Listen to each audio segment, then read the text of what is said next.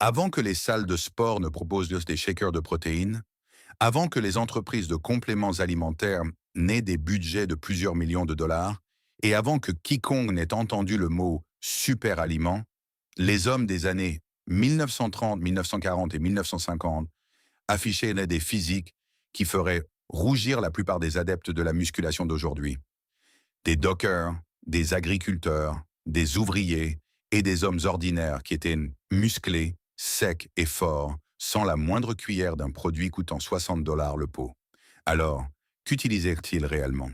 Ces hommes s'appuyaient sur des poudres incroyablement bon marché et largement oubliées, certaines coûtant moins de 0,30 $, que la science moderne a depuis réexaminé et étudié. Les résultats sont véritablement choquants. Il ne s'agit pas d'herbes obscures ou de pseudosciences.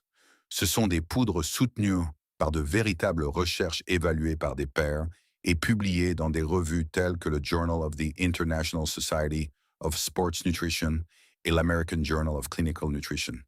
Des études montrant des chiffres réels, des augmentations de la force, de la rétention musculaire, de la perte de graisse et des améliorations hormonales. Le genre de chiffres qui vous font vous demander pourquoi plus personne n'en parle. La réponse est simple. Il n'y a pas de profit dans ce qui n'est pas cher. Personne ne s'enrichit en vous vendant quelque chose qui coûte quelques centimes. Voici ce qu'il en est. La poudre numéro 1 de cette liste, celle que les hommes de l'époque de la Grande Dépression utilisaient, sans le savoir d'une manière très spécifique, a été étudiée dans le cadre d'un essai clinique contrôlé où les sujets ont gagné en moyenne 4,2 livres de muscles secs en seulement 8 semaines, sans aucun changement dans leur alimentation. Cette étude existe. Cette poudre ne coûte presque rien. À la fin de cette vidéo, vous saurez exactement ce que c'est, comment l'utiliser et pourquoi cela fonctionne. La poudre de foie desséchée. Pas exactement la chose la plus sexy pour commencer, mais les hommes des années 1940 et 1950 qui utilisaient ce produit ne se souciaient pas d'être sexy. Ils se souciaient des résultats. La poudre de foie desséchée est simplement du foie de bœuf qui a été déshydraté à basse température et finement moulu. À l'époque de la dépression, le foie de bœuf était l'un des morceaux les moins chers disponibles. Les familles en mangeaient par nécessité, non par préférence. Ce qu'elles ne réalisaient pas, c'est qu'elles consommaient accidentellement l'un des aliments les plus denses en nutriments sur Terre. Une étude de 1951 menée par le Dr Herchoff à l'Université de Californie du Sud a divisé des rats en 3 groupes. Régime standard plus vitamine B, synthétique. Régime standard plus poudre de foie, desséchée. Les 3 groupes ont été placés dans l'eau et forcés de nager jusqu'à l'épuisement. Le groupe 1 a tenu en moyenne 13,3 minutes. Le groupe 2 a tenu 13,4 minutes. Groupe 3, absolument tous les rats du groupe au foie nageaient encore après 2 heures. Les chercheurs ont dû arrêter l'expérience. Ce n'est pas une différence marginale. C'est une catégorie complètement différente. Pourquoi?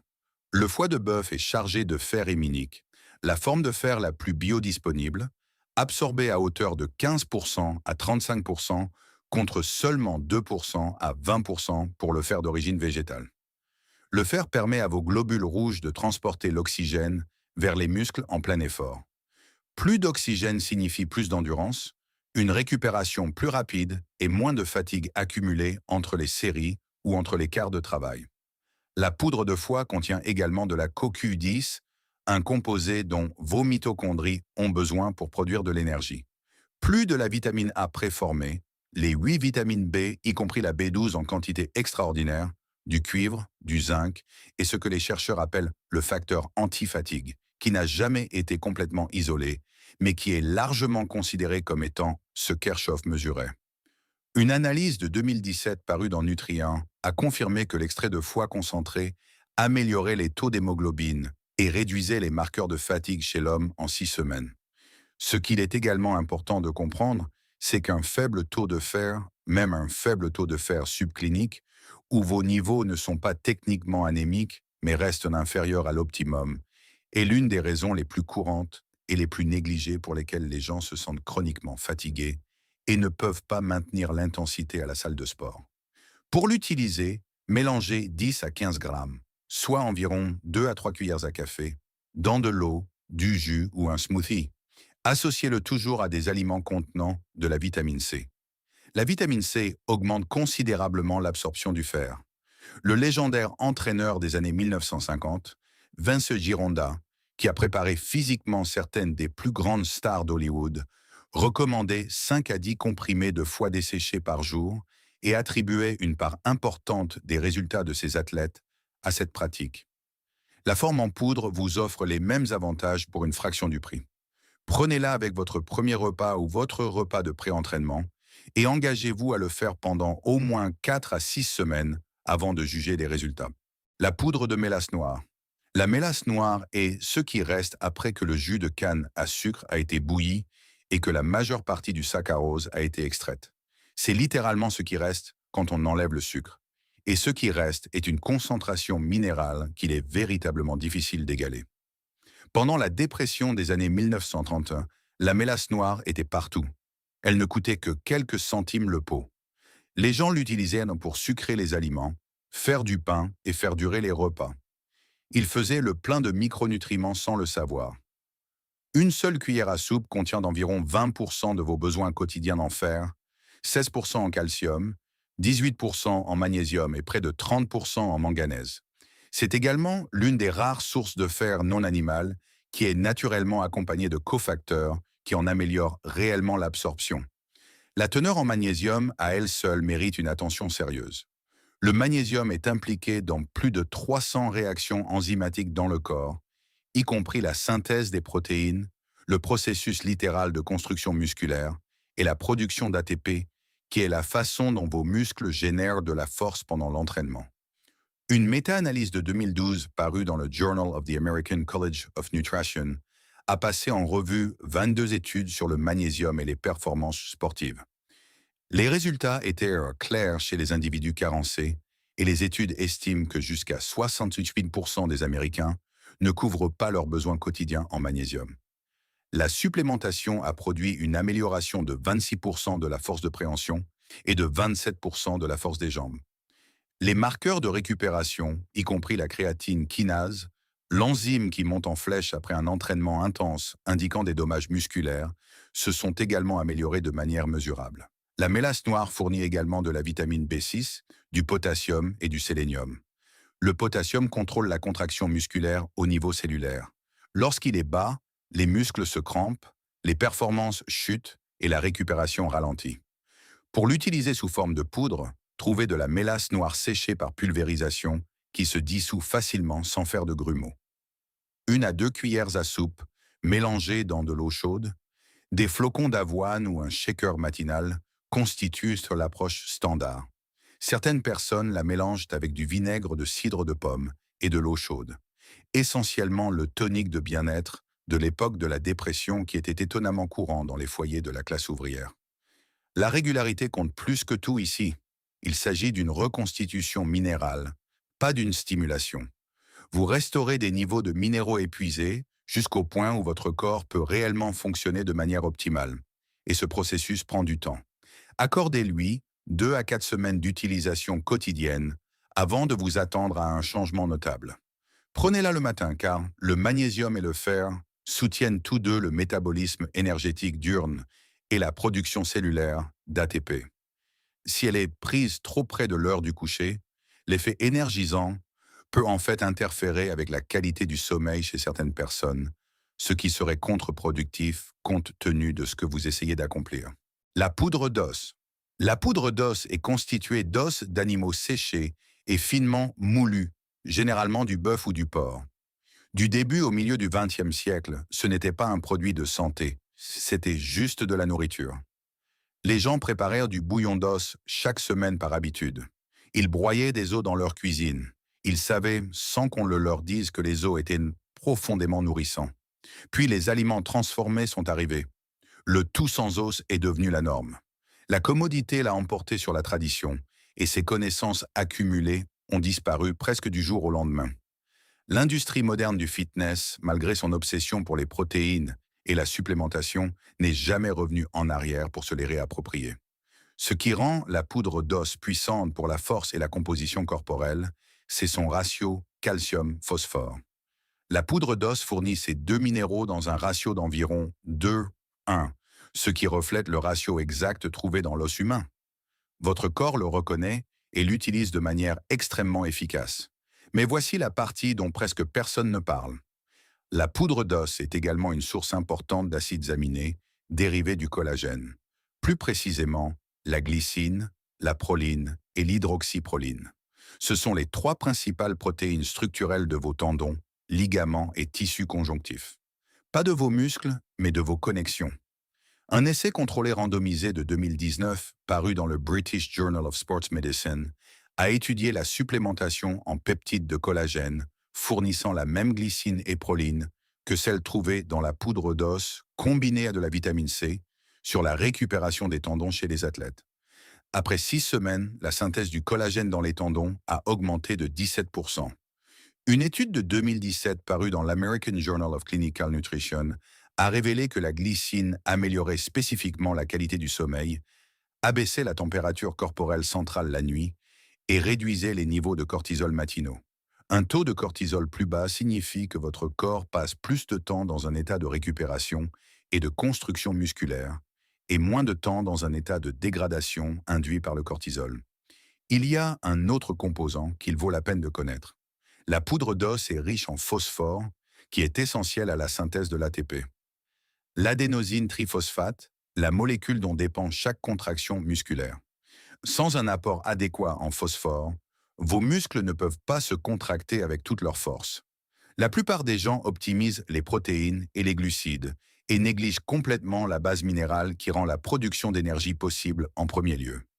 Les travailleurs de l'époque de la dépression qui consommaient du bouillon d'os et des poudres à base d'os renforçaient constamment leur tissu conjonctif et leur substrat énergétique sans même essayer. Utilisez uniquement de la poudre d'os de qualité alimentaire et non la variété agricole pour le jardinage qui contient des additifs dont vous ne voulez pas.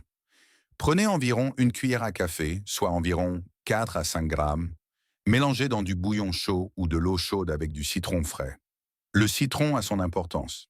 La vitamine C sous forme acide améliore considérablement l'absorption du calcium et des minéraux. Prenez-la 30 à 60 minutes avant de vous coucher pour l'associer à l'effet de la glycine qui favorise le sommeil. En 8 à 12 semaines, les améliorations de la résilience articulaire, de la force de préhension et de la récupération après l'entraînement sont mesurables. Ce n'est pas tape à l'œil, c'est fondamental. La levure de bière en poudre. Restez avec moi car je sais que vous pourriez être tenté de passer celle-ci. Mais les recherches sur ce produit et l'histoire de la façon dont les travailleurs ordinaires l'utilisaient sont plus convaincantes que presque tout ce qui se trouve actuellement sur les étagères de compléments alimentaires. La levure de bière est la levure désactivée qui reste après la fermentation de la bière. Désactivée signifie qu'elle n'est pas vivante et ne peut pas fermenter. Elle se conserve à température ambiante et est sans danger. Dans les années 1930 et 1940, les brasseries la donnaient gratuitement car c'était un sous-produit dont elle n'avait aucune utilité. Les ouvriers l'incorporaient dans des soupes, la mélangèrent à du porridge et la prenaient directement à la cuillère parce que cela fonctionnait clairement. Pas de marketing, pas de marque, pas de soutien de célébrité, juste un aliment bon marché et disponible qui rendait les hommes durs encore plus durs. Le profil protéique à lui seul mérite d'être souligné.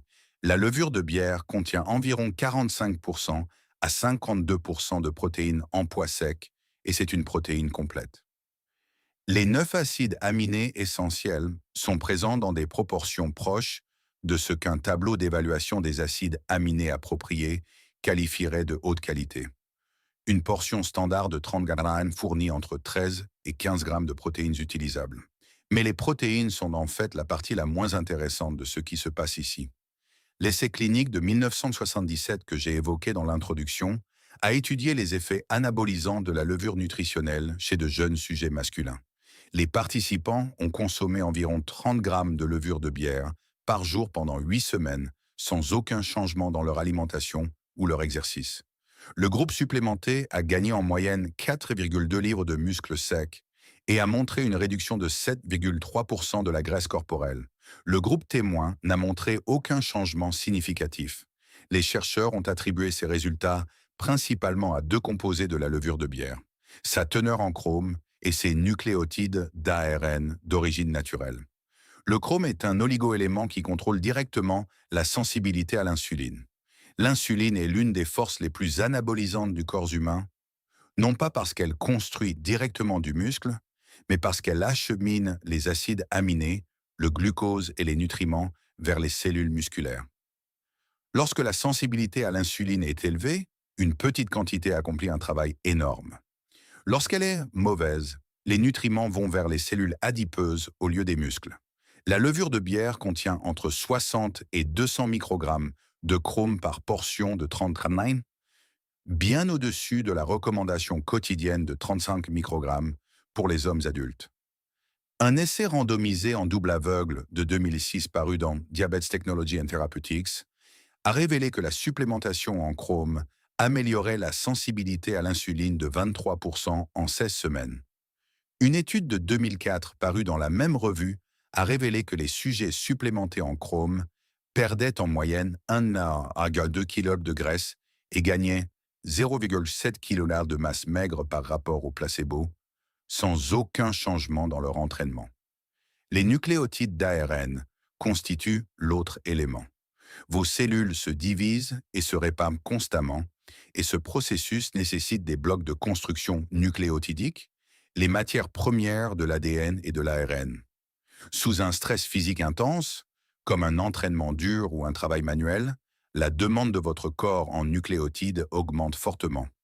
Si l'approvisionnement est insuffisant, la réparation cellulaire et la synthèse des protéines ralentissent. La levure de bière fournit une source dense de nucléotides alimentaires. Une étude de 2001 parue dans l'European Journal of Applied Physiology a révélé que la supplémentation en nucléotides réduisait de 33% l'immunosuppression induite par l'exercice et raccourcissait le temps de récupération entre les séances. Au-delà du chrome et des nucléotides, la levure de bière fournit les 8 vitamines B, B1, B2, B3, B5, B6, B7, B9 et B12 en quantité significative qui agissent ensemble en synergie.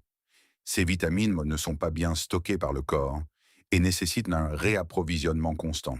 Elles régissent le métabolisme énergétique, la production de globules rouges et le fonctionnement du système nerveux. Lorsque les hommes de l'époque de la dépression mangeaient de la levure de bière, ils n'isolaient non pas la B12 ni n'avalaient de la B6 seule. Ils obtenaient le complexe complet dans sa forme naturelle, qui fonctionne de manière complètement différente de la façon dont les compléments isolés se comportent dans votre corps. Elle contient également des bêta-glucanes, des fibres solubles qui nourrissent les bactéries intestinales et améliorent la réponse immunitaire. Une méta-analyse de 2015 parue dans Nutrition Reviews, examinant 58 essais, a révélé que la supplémentation en bêta-glucane réduisait le cholestérol LDL de 0,25 mmol par litre en moyenne. Pour en tirer le maximum de bénéfices, commencez par une cuillère à café, soit environ 5 grammes par jour la première semaine. Certaines personnes ressentent des ballonnements temporaires lorsqu'elles passent directement à une dose complète en raison de la densité des fibres et de la levure. Après la première semaine, augmentez progressivement jusqu'à 2 à 3 cuillères à soupe, soit environ 20 à 30 grammes par jour. Mélangez-la dans de l'eau, du jus ou un shaker juste avant un repas. Manger en même temps ralentit la libération des vitamines B et prévient le léger effet de bouffée vasomotrice dû à la B3 que certaines personnes ressentent. Le goût rappelle la noisette et est savoureux. Honnêtement, c'est l'une des poudres les plus savoureuses de cette liste. Les anciens ouvriers de brasserie la mélangeaient simplement à leur déjeuner et continuaient leur journée. Ce n'est pas un pré-entraînement. Vous ne le sentirez pas en 30 minutes. Ce que vous remarquerez vers la 3e ou 4e semaine, c'est une énergie plus constante tout au long de la journée, une récupération plus rapide entre les séances et souvent des améliorations notables de la peau et des cheveux comme effet secondaire de la saturation en vitamine B. Aux semaines 6 à 8, avec un entraînement régulier, les changements de masse maigre et de composition corporelle documentés par l'étude de 1977 commencent à se manifester. La levure de bière récompense la patience et la régularité avant tout. Voici ce qui relie ces 4 poudres. Les hommes qui les utilisaient dans les années 1930, 1940 et 1950 ne suivaient pas la recherche, ils suivaient les résultats. La nourriture était rare, ces produits étaient bon marché Et il fonctionnait. La science a rattrapé son retard des décennies plus tard et a confirmé ce que ces hommes vivaient dans la vraie vie. Le foie desséché leur apportait du fer, de la CoQ10 et ce facteur anti-fatigue inexpliqué qui les rendait infatigables. La mélasse noire leur fournissait du magnésium, du fer et une densité minérale qui permettaient aux muscles de fonctionner correctement et de récupérer rapidement. La farine d'os leur offrait des précurseurs de collagène et du phosphore qui maintenaient la résilience des tissus conjonctifs et le bon fonctionnement des systèmes énergétiques. Et la levure de bière leur apportait des protéines complètes, du chrome, des nucléotides et le complexe complet de vitamine B, rendant leur corps extraordinairement efficace pour développer et conserver la masse musculaire. D'une manière que la plupart des suppléments modernes, quel que soit leur prix, n'ont pas réussi à surpasser de façon convaincante. La levure de bière vous coûtera entre 8 et 15 dollars pour un mois complet d'approvisionnement. La poudre de foie desséchée coûte tout au plus 20 à 25 dollars pour une source de qualité. En combinant les deux, vous dépensez moins par mois que ce que la plupart des gens déboursent pour un seul pot de poudre de protéines, tout en obtenant une base nutritionnelle qui comble des lacunes que la poudre de protéines ne reconnaît même pas. Ce n'est pas une critique envers les suppléments modernes. Utilisez ce qui soutient vos objectifs. Il vaut simplement la peine de se rappeler que les hommes qui ont bâti la culture physique la plus forte et la plus durable de l'histoire américaine l'ont fait sans aucun des produits que l'industrie vous vend actuellement. Et ils l'ont fait pour 30 centimes. Maintenant, nous voulons avoir votre avis. Laquelle de ces 4 poudres vous surprend le plus? Et laquelle allez-vous réellement essayer en premier? Partagez avec nous vos expériences et vos opinions dans les commentaires ci-dessous. Nous adorons vous lire. Merci d'avoir regardé. Si cette histoire a changé votre façon de voir les poudres simples du passé, n'hésitez pas à vous abonner et à aimer la chaîne. Nous déterrons l'histoire qu'ils ont essayé d'enterrer. Plantez les graines de votre avenir. Le prochain trésor sera bientôt révélé.